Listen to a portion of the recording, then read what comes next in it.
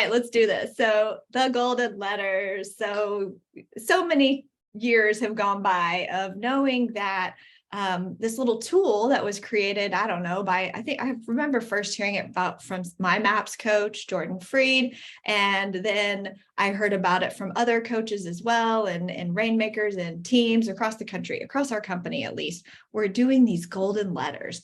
And so it was just so mysterious. And what is it? And so kind of for today's purposes, here's my agenda. I'm going to share with you that these golden letters, they can be used to market to your database, people that you already know, or to unmets, people that you don't know. And today our purpose is to focus on the unmets, okay? So there's a difference, and know that that's the difference. So the goal of these letters is to attract potential sellers. And the simpler the message, the better. At least that's what we have found on our team. And we got to have a system and enlist some leverage with them. Now, this is a MOFR. You've heard this term before. And the MOFR means that you are making an offer for immediate response. So that's what a golden letter is. You're making an offer for them to respond. That's a call to action. And we know that we want to always be attracting leads into our business. That's the first of the 3 L's: leads, listings, and leverage.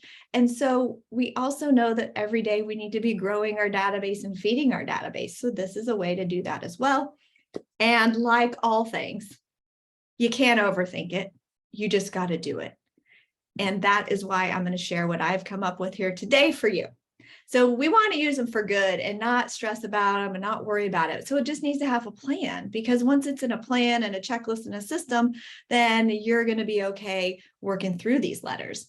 On the far left, you will see the golden letters sent to your Met database, people that know you and love you and trust you already. This can be done. And this is a process and a plan. And the message may be a little different because they know you and you know them.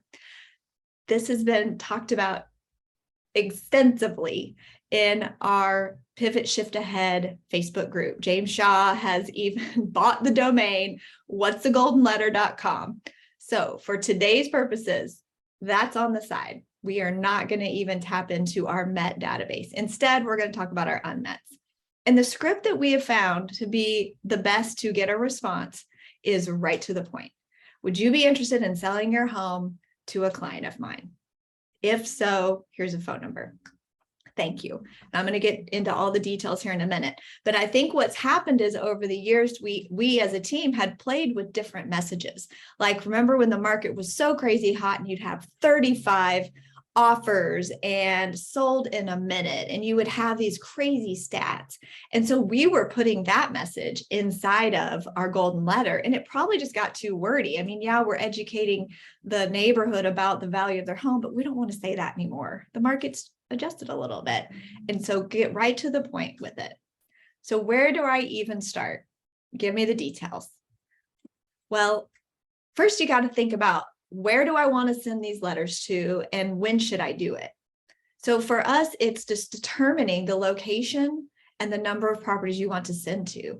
So we want to send to around a recent listing, maybe that's under contract or that you've sold, or in an area that you have buyers who want to buy in that area, but they just can't find an active property. You've exhausted the multiple listing service. Or maybe just in a neighborhood that you like and you want to grow your market share or take some listings. You get to determine what your strategy is. And then you pick the number of letters. If you have a budget, then it needs to be based on that. If you're just starting out, you might start smaller and play with it a little bit. These are unmets. The return is low. So go into this process with expecting to get a very low return on your investment. But there are some pluses, and we'll get into those.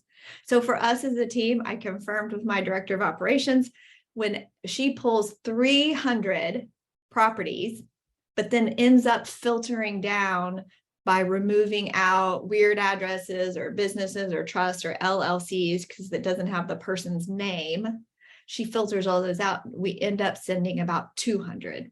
So she starts with 300, sends to 200. So the way that we do it is we want to send to around our listing when it goes under contract.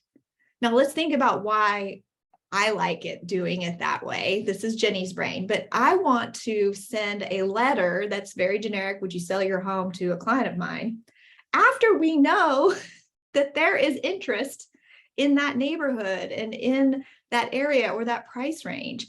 So if you have a listing that sells in a fairly short period of time and for good money, and there was interest, so you got web leads or phone calls or lots of showings or multiple offers, you know that that is an interesting neighborhood for buyers because you felt the energy and excitement for it.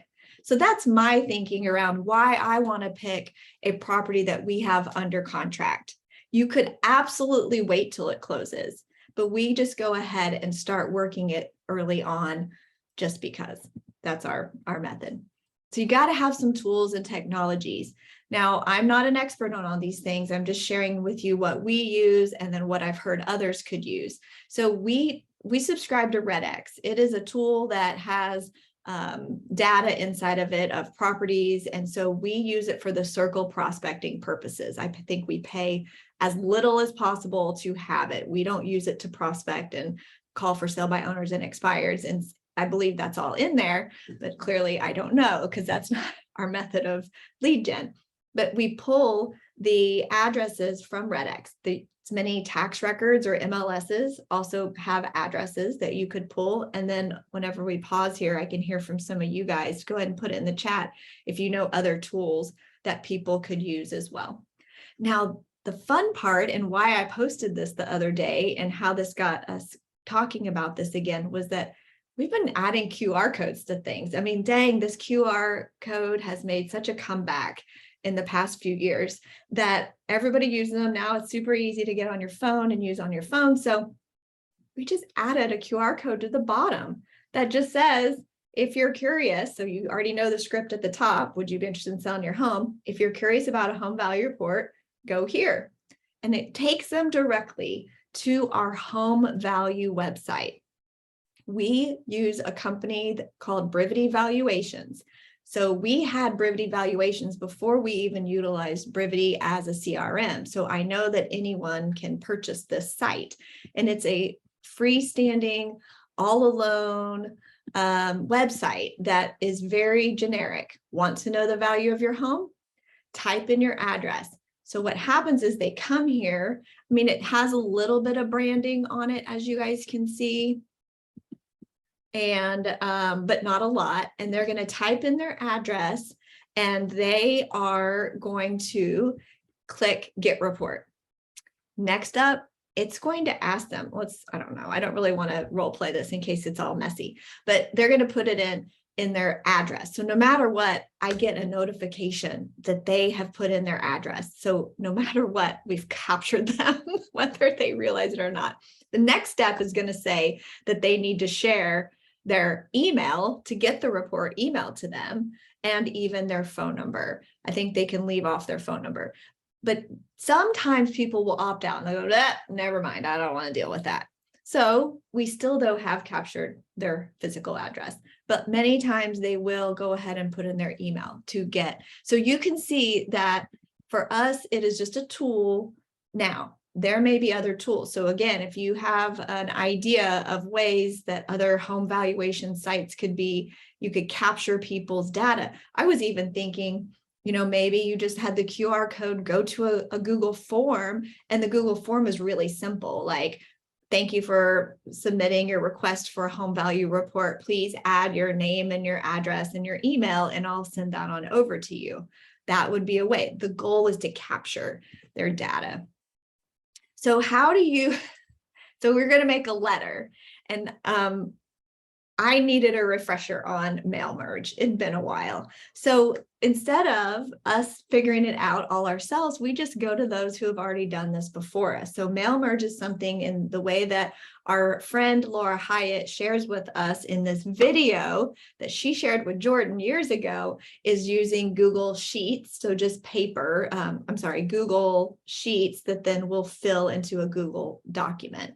So that is the method. Everybody wave hi to Laura. say thank you, Laura, for sharing this with us. I won't play the video now, but when you guys get this presentation later, then you can have that video on how you mail merge, because that's the kicker inside of this is the merge. So whenever you're making your golden letters, I'm like going super elementary level here. You need paper. This is the Office Depot run, right? You need the paper and the envelopes and the stamps, and we use blue ink because we are going to physically write the address on the front and sign our name on the inside. You are not handwriting the whole letter.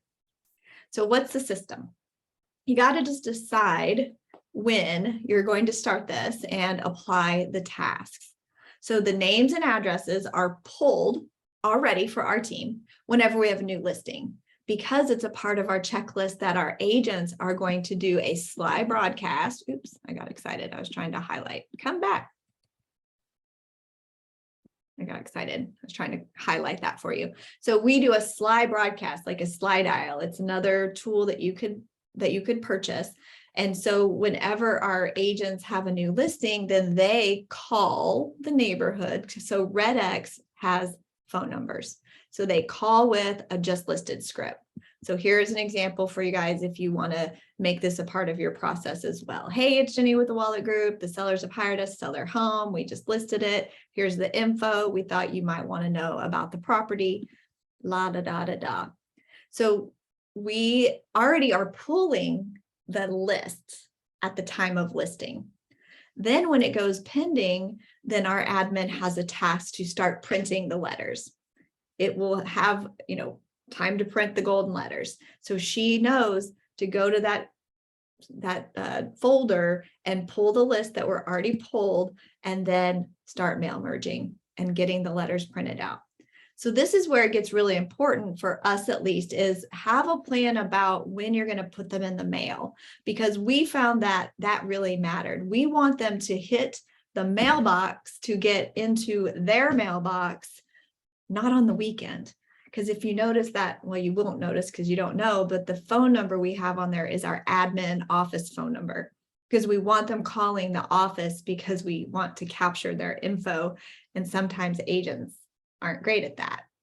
So we want the phone number, the calls to go to our office. So we have learned from experience that getting them in the mailbox, our mailbox, Thursday or Friday, gets them there. And then the calls typically come in on Monday. And then whenever we get the phone call, we ask them, hey, thanks so much for calling. Just if you can provide your name and your address, and then I'll have the appropriate agent get right back with you. So that is how we play that. And now what? Okay, so you've learned all those things. Now you just got to get to work. So you're going to print them out. We have the paper just already pre-filled with some letterhead. I'll show you a picture here in a sec. And you just sign your name. You don't have to put anything fancy. Tri-fold. I'm going like seriously like elementary level here. You tri-fold and stuff the envelope, and do not put in a business card. No other fluffy words or butterflies or hearts or anything. Simple, sign and put it in the envelope. You handwrite the address, and you do not include a return address. We want to pique their interest and go, who the heck has sent me this letter? Because when it's handwritten and no return, they're going to open it 100%. Well, I don't know if that's for sure. I just made that up, but maybe. And we also want to add the stamp in the top right corner. And I share that because we recently had a younger team member who did not know that. So yeah, this is a system. We need to include all of the information. And another hack is to use a glue stick. If you guys have never done that before, do you remember Seinfeld? Do you remember Susan? Yes, that same young person licked lots of envelopes, and we made the joke of, you need to be careful. You could die from that. And that young person didn't know what the heck we were talking about, but my OPs know what I'm talking about. And then you put them in the mail, and then you send them off with really good juju. So Jennifer on our team is great at this. She always tells us that she's sending off, good vibes with all of the letters that she's signing. Now, I know that I'm crunching all this out, but I want to get this out and then we'll mastermind around it. So what do I say when they call? Because a lot of us might have some limiting beliefs around this. Well, have some kind of a script ready and have some confidence. You could even practice and role play it. But I think it's just a pretty simple script. They're calling you because they got a letter. So this is the script I just put down in writing. We have a mini version inside of our team. So, hey, it's Jennie. Thanks for calling. Sounds like you received our letter. Is that true? Yes, you're going to start building rapport and you're going to ask questions. So, you may have noticed that the active inventory in Tulsa is very low still. And this means that many of our buyers are having a tough time finding homes to buy. Let me just gather a little bit of information from you. You want to make sure you've got all their data. You could even go into, so tell me a little bit about your house. And they start telling you about how great it is and the bedrooms and the bathrooms. And then we want to get into motivation. So why did you call us? What are you thinking about making a move? Tell me a bit more about your home and your needs and all of that. And if our buyers were a match, what's the best timeline for you? Are you able to move? We are getting to their true motivations. And if they're really a seller, they're just curious. So thanks so much. And I'll get back with you. We'll talk with our buyers and our team and see if they may be a match and what the next steps may be. Here's just a seller lead sheet just for you guys to have. Now, what if they just want a home value? We just had one of these come in. So she had obviously clicked on the home value report. We had a follow-up email that went out to her checking in to confirm that she got it and see if she had any questions or needed anything. She said, oh, I'm sorry. I didn't really want anything. I was just curious. And I replied, absolutely no problem. All good. There you go. Like, you've got the report. And then guess what though? She's going to stay in our database. We're going to still touch base every now and then, because if somebody was curious about the value of her home, there could be a reason. And we're not pushy or mean. We're just adding value and adding people to our database. So just always having some kind of follow-up plan. I really encourage you to have help when it comes to the golden letters. If you're a solo agent, you can still have help. Maybe you have older children or family members or friends. You could sit around and laugh and have a good time while you're addressing envelopes together, or you could even hire some part-time help for a very affordable rate. But as I wrap up here, this is the check, the commission check that we just got to close on because of a golden letter. Now that is 2 times our average sales price. This property was a golden letter. He called, it was very nice. He did have interest in selling. We listed it, it sold. And that clearly pays for the efforts of doing these golden letters around your listings. And you're also building your database, which is the goal. So here is, voila, here's the letter. I posted this in our group and it's just very simple. It's got our letterhead at the bottom. So we do look professional, and yet it's not over the top and asking lots of questions and getting really wordy. It is exactly the script that I shared with you from the beginning. So there is your model of how you do it. And done is better than not doing. I just made that up this morning. You're welcome.